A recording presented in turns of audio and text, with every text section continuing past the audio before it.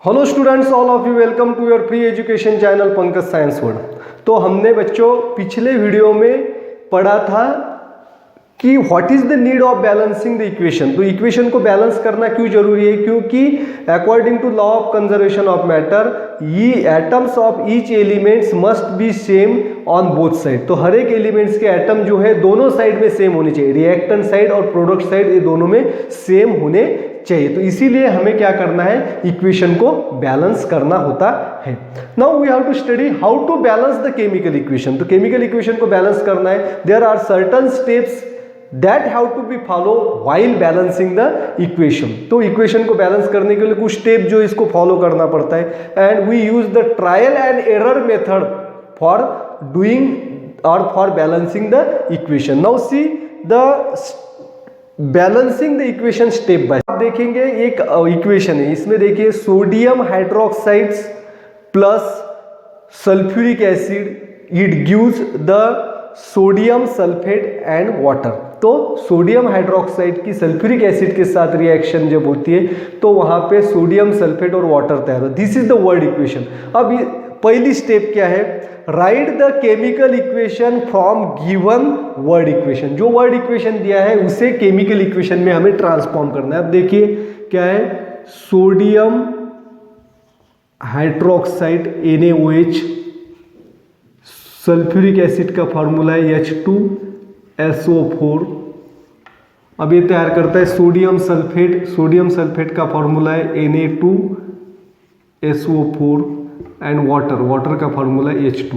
No, अब हमने क्या किया है, इस इक्वेशन को लिखा है। ये हो गई पहली स्टेप। अब सेकंड स्टेप में क्या करना है, second step check whether the equation.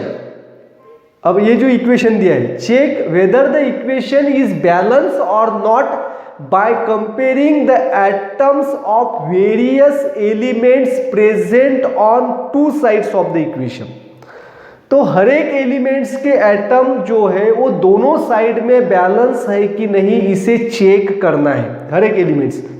तो अब यहाँ पे एक चार्ट आपके सामने दिख रहा है, यहाँ पे पहले कॉलम में है elements, then reactant side that is the left hand side और right hand side that is the product side, और दोनों साइड में हर एक एलिमेंट्स के एटम बैलेंस है कि नहीं ये हमने कंपेयर किया है इस की टेबल के। अब देखिए सोडियम जो है इसका लेफ्ट हैंड साइड में एक एटम है और right hand side that is product side में दो एटम है। ऑक्सीजन जो है यहाँ पे इस कंपाउंड में एक एटम है, इस कंपाउंड में चार, यानी कि टोटल रिएक्टेंट साइड में 5 एटम है ऑक्सीजन के, और प्रोडक्ट साइड में राइट हैंड साइड में देखिए यहाँ पे 4 और यहाँ पे 1 5, यानी कि ऑक्सीजन के यहाँ पे बैलेंस है। अब हाइड्रोजन के देखिए यहाँ 1 2 + 1 3 एटम्स है और यहाँ पे 2 एटम्स है। तो रिएक्टेंट साइड में हाइड्रोजन के 3 एटम और प्रोडक्ट साइड में 2 atom, therefore hydrogen is not balance. अब सल्फर, सल्फर के यहाँ रिएक्टेंट साइड में एक एटम और प्रोडक्ट साइड में 1 atom. While comparing all the atoms on both the sides of each elements we find that all atoms of each elements are not balanced on two sides or are not equal on two sides, therefore this is not a balanced chemical equation। तो ये chemical equation balance नहीं है, क्योंकि sodium की संख्या दोनों side में अलग है, हाइड्रोजन की संख्या दोनों साइड में अलग है। Now we have to balance this chemical equation. अब तीसरी स्टेप आती है, अब इसको बैलेंस करना है। Convenient to start balancing the equation from the compound which contains the maximum number of atom। तो जिस पहले क्या करना है, ऐसा कंपाउंड हमें ढूंढना है कि जिसमें एटम की संख्या ज्यादा हो। अब देखिए सल्फ्यूरिक एसिड H2SO4, इसमें 4 5 7 एटम्स है, और इसमें सोडियम के 2, सल्फर का 1 3 और ऑक्सीजन के 4, यानी कि 7। तो ये 2 कंपाउंड्स हमें मिलेगी जिसमें एटम की संख्या ज्यादा है। और it is convenient to consider first that elements in this compound which has unequal number of atoms on two sides। तो पहले क्या करना है, हमें सबसे ज्यादा एटम्स किसमें वो कंपाउंड्स ढूंढ के निकालना है, और इसके बाद इस कंपाउंड के अंदर वो एलिमेंट्स को ढूंढना है कि जिसके एटम की संख्या दोनों साइड में अनइक्वल है। अब देखिए ये दो कंपाउंड्स हमने लिखा है और इसमें देखिए हाइड्रोजन है कि जो अनइक्वल है। लेफ्ट हैंड साइड में कितने हैं, 3 एटम्स है और राइट हैंड साइड में 2 एटम्स है। और इस कंपाउंड में सोडियम अनइक्वल है, यहाँ प्रोडक्ट साइड में 2 दिख रहे हैं और रिएक्टेंट साइड में 1 है। तो अब हम दोनों को भी बैलेंस कर सकते हैं। Therefore we start with sodium sulphate, हम सोडियम सल्फेट से स्टार्ट करेंगे। We are starting to balance the sodium. तो अब हम क्या करना है, सोडियम को बैलेंस करना है। To balance the sodium atom, to balance sodium atom. अब क्या करना है, अब यहाँ पे जैसे टेबल दिख रहा है, उस टेबल से हमें पता चलता है कि रिएक्टेंट साइड में सोडियम का जो है 1 एटम है, सोडियम हाइड्रोक्साइड के अंदर 1, और प्रोडक्ट साइड में सोडियम सल्फेट के अंदर सोडियम के 2। तो यहाँ पे डिफिशिएंट साइड हमें ढूंढना है। तो reactant side is the deficient side. Reactant side क्या है, डिफिशिएंट साइड है, इसमें सोडियम कम है। तो यहाँ पे हमें क्या करना है, सोडियम की संख्या 2 करना है। क्या करना है, 2 करना है। तो सोडियम हाइड्रोक्साइड के अंदर हमें सोडियम की संख्या 2 करना है। अब यहाँ पे हम इस तरह से कर सकते हैं, Na2OH एंड NaOH2। तो यहाँ पे अगर हम ऐसा करेंगे तो we change the formula, of compound, but we should also always take one thing in your mind, that while balancing the equation the formula of the compound cannot be changed। तो chemical formula जो है इसका हम change नहीं कर सकते। Instead of that this method is convenient. अब यहाँ पे हमने क्या किया, we have to use the factor 2 for the sodium hydroxide. तो सोडियम हाइड्रोक्साइड के लिए ये फैक्टर 2 करें, we change the coefficient. It means that यहाँ पे हम क्या कर सकते हैं, मॉलिक्यूल की संख्या चेंज कर सकते हैं। 2NaOH इसका अर्थ क्या है, सोडियम हाइड्रोक्साइड की 2 molecule. We have to change the number of molecules, not the formula of compound. तो कंपाउंड का फॉर्मूला यहाँ पे चेंज नहीं करना है। ये बहुत ही इंपॉर्टेंट स्टेप है, इसको अच्छी तरह से याद करना है। अब सोडियम हाइड्रोक्साइड को बैलेंस करते वक्त हम कैसे करेंगे, सोडियम की संख्या 2 करनी है तो 2NaOH हम करेंगे। Na2OH अगर करेंगे तो इसका फॉर्मूला जो है वो चेंज होता है, वैसा हमें नहीं करना है। अब 2NaOH करने की वजह से यहाँ पे बाकी आइटम्स की संख्या भी बदलती है, तो वो बदलने दीजिए, लेकिन ऐसा मत नहीं करना है। अब now we have to write the equation with the factor 2NaOH। अब हमने क्या चेंज किया है, NaOH को 2NaOH, अब इसको रीराइट करेंगे 2NaOH प्लस H2SO4 Na2SO4H2, बाकी कुछ चेंजेस नहीं है।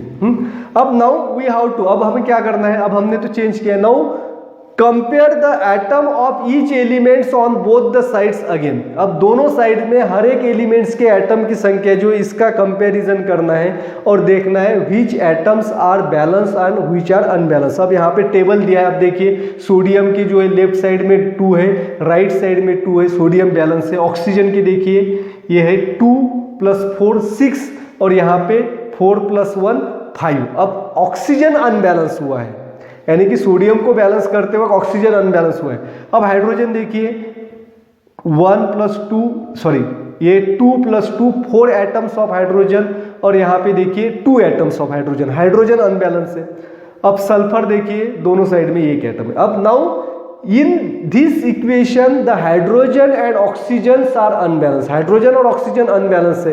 अब हम फॉर्मूला जो है उसे चूज करेंगे जिसमें मैक्सिमम नंबर ऑफ एटम है। अब देखिए इसमें मैक्सिमम नंबर ऑफ एटम है, इसमें भी मैक्सिमम नंबर ऑफ एटम है, Na2SO4 7 2SO4। तब हमें ऑक्सीजन बैलेंस करना है या हाइड्रोजन बैलेंस करना है। It is convenient to balancing the hydrogen because it require the less factor. अब हाइड्रोजन को फैक्टर लेस कम लगेंगे, इसीलिए हाइड्रोजन का बैलेंस करना जरूरी है। क्योंकि अब देखिए ऑक्सीजन जो है यहाँ पे 2 कंपाउंड्स के अंदर है और यहाँ पे भी 2 कंपाउंड्स के अंदर है, तो इसीलिए हम क्या करेंगे, पहले हाइड्रोजन का बैलेंस करेंगे। Now to balance the hydrogen atom, अब हाइड्रोजन का कैसे बैलेंस करेंगे, टू बैलेंस हाइड्रोजन एटम। जैसे कि अब यहाँ पे हम फिगर के अंदर एक टेबल आपको दिख रहा है, ये टेबल के अंदर देखिए हाइड्रोजन के एटम्स हमने लिखे लेफ्ट हैंड साइड में। लेफ्ट हैंड साइड में क्या है, 2 atoms in sodium hydroxide and 2 atoms in sulfuric acid. The total atoms of hydrogen on left hand side, that is the reactant side, are 4. अब product side में देखिए, the total atoms of hydrogen are 2 in H2. सिर्फ एक ही compounds के अंदर hydrogen के atom है water के, तो हमने यहाँ पे लिखे 2. अब देखिए राइट हैंड साइड पे जो है हाइड्रोजन के 2 एटम्स है, लेफ्ट हैंड साइड पे 4 है, तो डिफिशियंट साइड कौन सी हो गई? Right hand side. तो प्रोडक्ट साइड डिफिशियंट है, तो यहाँ पे हम क्या करेंगे? तो 2/2 यानी कि 2/2 इसका अर्थ क्या है कि अब हाइड्रोजन के जो एटम है वाटर कंपाउंड के अंदर, इसे हमें फैक्टर 2 से चेंज करना है. तो वी हैव टू चेंज. तो H2O को कैसे चेंज करेंगे? H2O is change bye 2H2O, क्योंकि हमें फैक्टर जो है वो अप्लाई करना है. अब इससे क्या होगा? हाइड्रोजन की संख्या क्या हो गई? इस कंपाउंड के अंदर हो गई 4, 2H2, यानी कि 4 hydrogen. This compound contains 4 atoms of hydrogen and 2 atoms of oxygen. Now right this change. अब इस चेंज को हम इस इक्वेशन के अंदर लिखेंगे. देखिए 2 NaOH plus H2SO4 Na2SO4 plus 2H2. हमने क्या किया है? 2H2. अब देखिए now compare the atoms of each elements on both side. Her step में बैलेंस करने के बाद हमें क्या करना है? कंपेयर करना है एटम्स. अब देखिए कंपेयर करेंगे. एलिमेंट्स कौन कौन से हैं? एलिमेंट्स इसमें sodium, then oxygen, hydrogen, sulphur. Sodium, oxygen, hydrogen और सल्फर. अब देखिए left hand side reactant side और right hand side product side. अब सोडियम के देखिए यहाँ पे है 2 एटम्स और प्रोडक्ट साइड में भी है 2 एटम्स. Sodium balance. अब ऑक्सीजन देखिए यहाँ पे 2 और यहाँ पे प्लस 4, 2 + 4 6 एटम और यहाँ पे 4, सॉरी यहाँ बैलेंस करना है 4 + 2 6. Now oxygen is balance. अब देखिए हाइड्रोजन को पहले बैलेंस किया तो उसके साथ ऑक्सीजन भी बैलेंस हुआ. अब हाइड्रोजन देखिए यहाँ पे है 2 और 2 4 और यहाँ देखिए H2O के अंदर 4. आ गया समझ में? अब इसके बाद देखिए सल्फर जो है इसको बैलेंस करना है. अब सल्फर H2SO4 के अंदर ये 1 और यहाँ पे भी Na2SO4 के अंदर 1. Now you can see that atom of each elements are balanced on both side. अब दोनों साइड पे क्या है? वो बैलेंस है. तो अब आती है 4th स्टेप. तो 4th स्टेप के अंदर क्या करना है? You have to rewrite the same balance equation again. तो इस बैलेंस इक्वेशन को हमें पुनः लिखना है.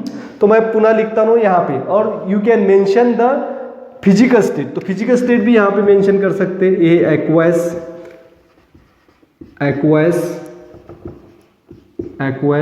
And H2O is liquid. आ गया समझ में? तो लिक्विड जो है L ऐसे भी लिखेंगे.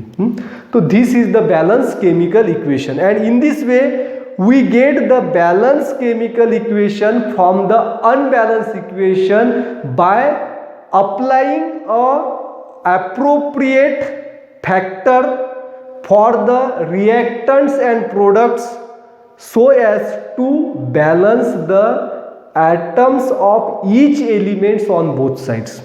तो हमें क्या करना है? अनबैलेंस इक्वेशन को बैलेंस करते वक्त हमें फैक्टर जो है वो बराबर अप्लाई करना है. रिएक्टेंट साइड और प्रोडक्ट साइड में जहां डिफिशिएंट साइड है उस साइड में हमें फैक्टर अप्लाई करना है, और फैक्टर अप्लाई करने के बाद हमें जो है वो बैलेंस इक्वेशन मिलता है. And these are the step. तो स्टेप क्या क्या है बच्चों?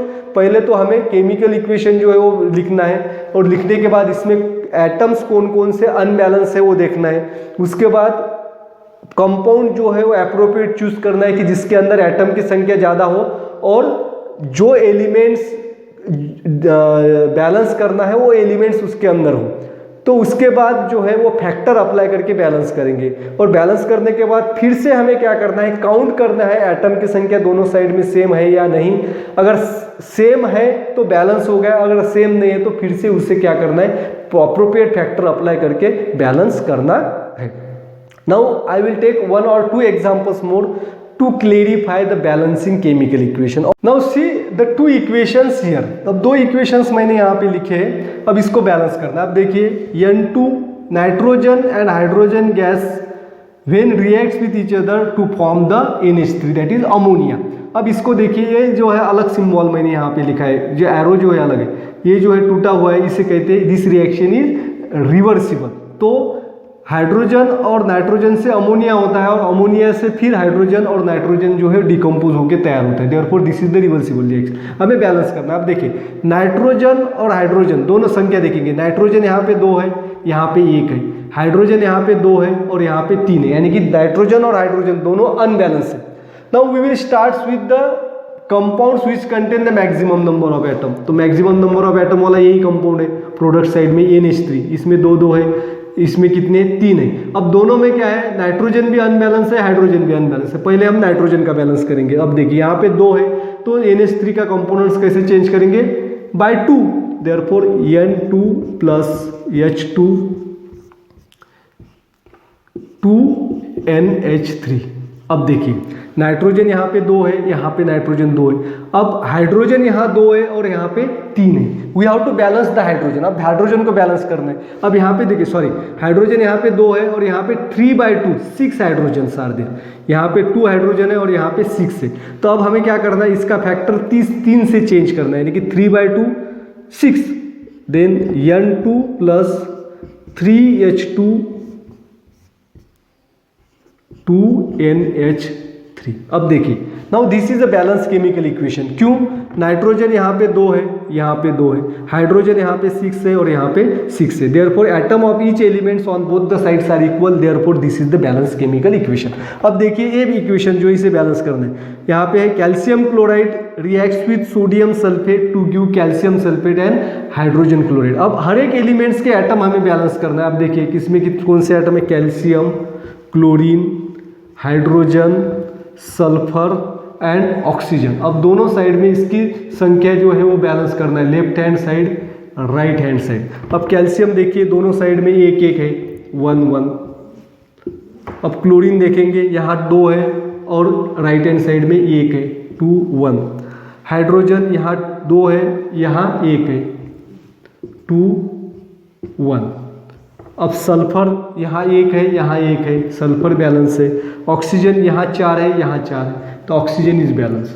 नाउ अब क्या बैलेंस नहीं है, क्लोरीन और हाइड्रोजन, क्लोरीन और हाइड्रोजन जो है वो हमें बैलेंस करना है। अब मैक्सिमम नंबर एटम वाला एटम कंपाउंड हमें सिलेक्ट करना है, ये जो है मैक्सिमम एटम वाला एलिमेंट है 4 5 7, यहाँ पे 4 5 6 ही एटम है, यहाँ 7 है। अब इसमें कौन सा एटम अनबैलेंस है, हाइड्रोजन।